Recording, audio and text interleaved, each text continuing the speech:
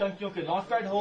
देखिए कैसे हमारे जवान उन पाकिस्तान के तमाम एरिया को डिस्ट्रॉय कर रहे हैं, एनिमी की पोस्ट को तबाह कर रहे हैं और जो लॉन्चिंग पैड आतंकियों को उन्हें तबाह कर रहे हैं। तस्वीरों में आप हम देखा तस्वीरों में कि आपने बेहद ज्यादा जो है वो तबाही पीओके में की, लॉन्चिंग पैड को तबाह किया। लगातार पाकिस्तान की ओर से कोशिश की गई रिहायशी इलाकों को टारगेट करने की, पोस्ट को टारगेट करने की, कितना मुंहतोड़ जवाब आपने दिया? देखिए, ये जो एरा है ये टेक्नोलॉजी का एरा है।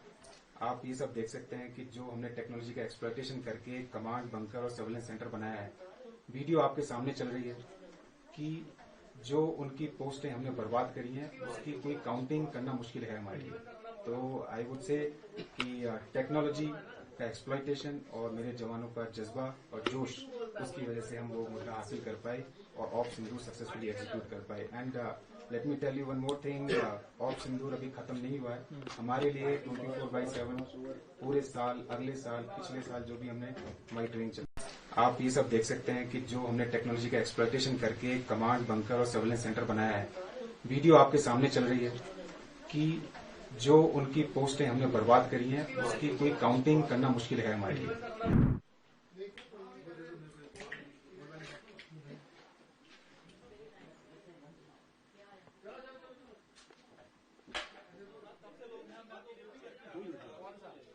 अरे करिए ना आप कैमरा भी कितने बजे आए?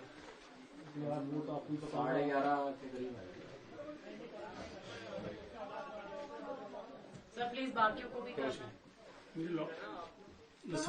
सरजीवन कुमार के साथ गुरसिमरन सिंह हैं भारतीय सेना के सरगर्म रूम में। और तस्वीरों में आप देखिए कि यहाँ पर जो पाकिस्तान के बंकर हो, आतंकियों के लॉन्च पैड हो, देखिए कैसे, और जो लॉन्चिंग पैड आतंकियों को उन्हें तबाह कर रहे हैं। तस्वीरों में आप देखा तस्वीरों में कि आपने बेहद ज्यादा जो है वो तबाही पीओके में की, लॉन्चिंग पैड को तबाह किया। कितना मुंहतोड़ जवाब आपने दिया? देखिए, ये जो एरा है टेक्नोलॉजी का एरा है।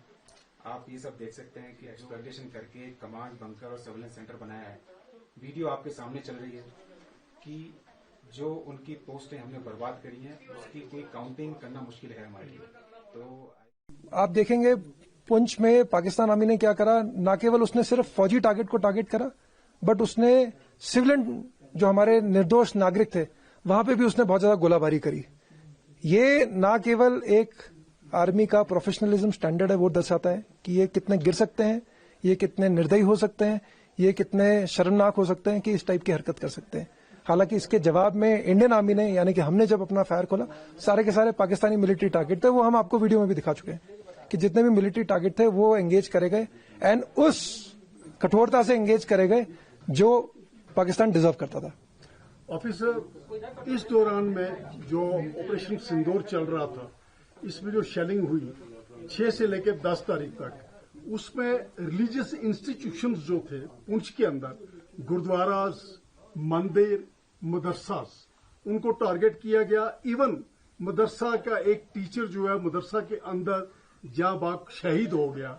और इनोसेंट सिविलियन जो है वो 13 सिविलियन जो है वो शहीद हो गए। उन लोगों को इसने शहीद किया और ये फर्स्ट टाइम इसने ऐसा किया कि पुंछ के अंदर रिलीजियस इंस्टीट्यूशंस और इनोसेंट किलिंग जो है आर्टी शेलिंग के साथ की। तो इसको आप किस नजर से देख रहे हैं कि पाकिस्तान की कैसी ये बुकलाट है? देखिए, पाकिस्तान आर्मी का इंडियन आर्मी के साथ कोई मुकाबला तो है नहीं, और वो ये बात अच्छी तरह से जानता है। अब क्योंकि मुकाबला है नहीं तो अब खिसियानी बिल्ली खम्मा नोचे, वो वाली बात है। तो आप जब फौज का कुछ बिगाड़ नहीं सकते तो निर्देश नागरिकों पर डालना शुरू करो, ताकि नागरिक हमारे हताश हो और फिर आर्मी के ऊपर प्रेशर बने और फिर प्रेशर रिलीव हो। तो उनको मालूम था कि आर्मी उनके आर्मी का हमारे आर्मी के साथ कोई मुकाबला नहीं है। इसलिए मेरे को लगता है कि जो हमने उस टाइम पे देखा कि सिर्फ 20 मिनट के अंदर ये रिस्पांस आया और डायरेक्ट सिविलियन के ऊपर टारगेट करना इन लोगों ने शुरू करा। फौज की फॉरवर्ड पोस्ट, सिविलियन, और सिविलियन में जैसा कि आपने बिल्कुल सही बताया कि 13 लोग हुए। हमारा जो रिलीजियस, मैंने आपको बताया, मैंने आपको गुरुद्वारा दिखाया था यहाँ से, जहाँ गुरुद्वारे के बगल में आकर के गिरे हैं। तो ये दर्शाता है कि उसने पहले ही अपने मन में तय कर लिया था कि उसको एक ऐसा एक्ट करना था, यानी कि उसको एक ऐसी कार्रवाई करनी थी जो कि बिल्कुल ही गिरी हुई एक्टिविटी थी, जो कि बिल्कुल ही उसका गिरा हुआ स्तर दर्शाता है पाकिस्तान आर्मी का कि वो किस हद तक गिर सकता है कि वो हमसे टक्कर ले नहीं पा रहा और जवाब में वो ये वाला हमला करके दे रहा है। टेक्नोलॉजी एक ऐसी चीज है जो कि आजकल इसका अगर इस्तेमाल कोई भी फौज, किसी भी देश की फौज अगर ढंग से नहीं करेगी तो देन यस, उस फौज में कुछ ना कुछ कमियां होंगी। तो हमारी फौज, हिंदुस्तानी फौज ने टेक्नोलॉजी का पूरा इस्तेमाल करते हुए, आप देख सकते हैं आपके चारों तरफ जो ये कैमरास लगे हुए हैं, इनसे पूरा इफेक्टिव सर्वेलेंस किया, दुश्मन की पोस्टों पर नजर रखी, दुश्मन की कोई भी गतिविधि होती है, कोई आता है जाता है तो हमें पता पड़ जाता है कि भाई वहां पर कितनी स्ट्रेंथ बढ़ी है या घटी है।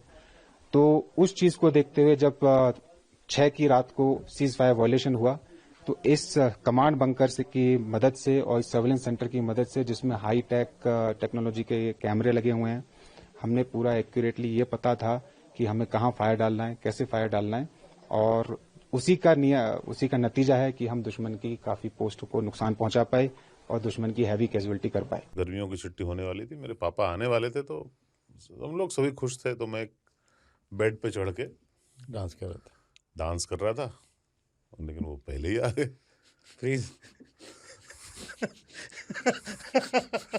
तो मैं उस समय तो कंटिन्यू नहीं कर सकता था ना, तो फ्रीज फ्रेम टाइप का हो गया। कसम पैदा कर